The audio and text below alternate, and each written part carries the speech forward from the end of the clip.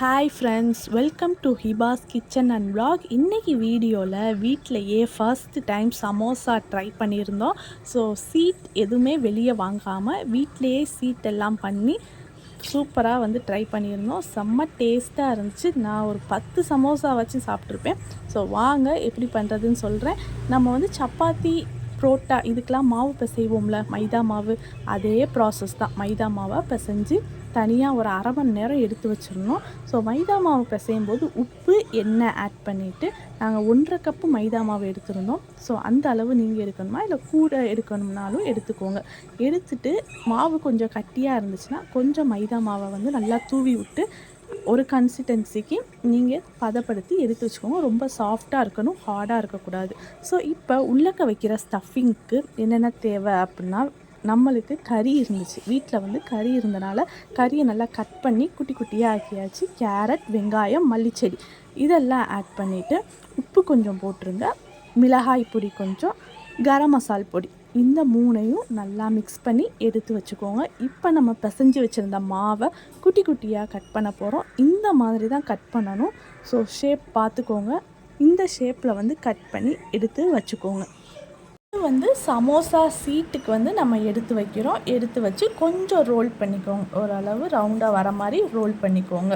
அடுத்து நம்ம சப்பாத்தி புரோட்டாக்கு பிசைகிற நம்ம மாவு பரத்துவோம்ல, பரத்துகிற மாதிரி இந்த ஷேப்பில் பரத்திக்கோங்க. நீல வாக்கில் ரவுண்டு ஷேப்பில் பரத்திக்கோங்க.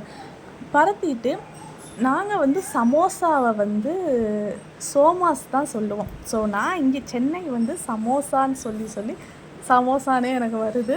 ஸோ சமோசா இப்போ நல்லா பரத்துனதை என்ன செய்யுங்கன்னா, தோசைக்கல்லில் நல்லா தோசைக்கல் காஞ்சதும் இந்த மாதிரி போட்டு எடுக்கணும்.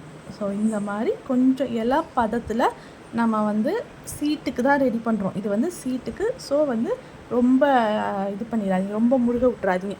ஸோ நான் காட்டியிருப்பேன் வீடியோவில், அந்த பதத்துக்கு தான் இருக்கணும். ஸோ இதான் சீட், சமோசா சீட்டு. ஸோ இந்த சீட்டை நம்ம என்ன செய்யணும்னா ஒன்று போல் அரேஞ்ச் பண்ணி கட் பண்ணுறோம். சைட்ஸ் எல்லாம் ஈக்குவலாக கட் பண்ணுறோம். ஸோ ஈக்குவலாக இருந்தால் தான் நம்மளுக்கு சமோசா மடிக்கும்போது நல்லா ஈக்குவலாக ஒன்று போல் அழகாக வரும். 4 சைட்ஸுமே நல்லா ஈக்குவலாக அந்த ஷீட்டோட லேயரில் நம்ம கட் பண்ணிடணும். ஸோ கட் பண்ணதை தனியாக எடுத்து வச்சு இன்னும் குட்டி குட்டி பீஸாக கட் பண்ணுங்க. அது எதுக்குன்னா, நம்ம இதை சமோசா ஸ்டஃபிங் உள்ளே வைக்கிறதுக்கு வச்சுருந்தோம்ல, அது கூட பொரிக்கணும். ஸோ அதை தனியாக வச்சுருங்க. சொல்கிறேன் அடுத்து.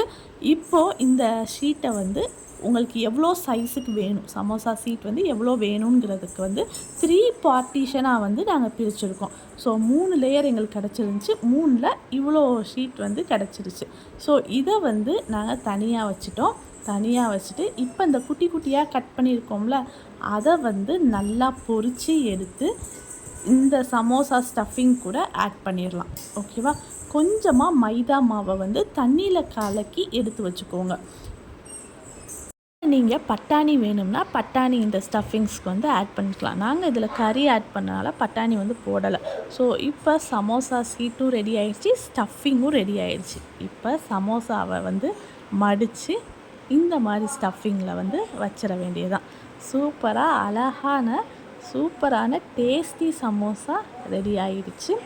ஸோ இந்த மாதிரி தான் சீட்டை மடித்து ஒரு ட்ரையாங்கிள் ஷேப்பில் நல்லா லாஸ்ட் அந்த எட்ஜு நல்லா ஷார்ப்பாக வரணும். மேலே பட்டையாக இருக்கணும். ஓகேவா? இந்த வீடியோவில் நான் காட்டியிருப்பேன். ஸோ அந்த மாதிரி நாங்கள் எல்லாத்தையும் மடித்து மைதா மாவை லைட்டாக தொட்டு அதை அப்ளை பண்ணோம்னா அது ஒரு ஸ்டிஃபிங் கிடைக்கும்.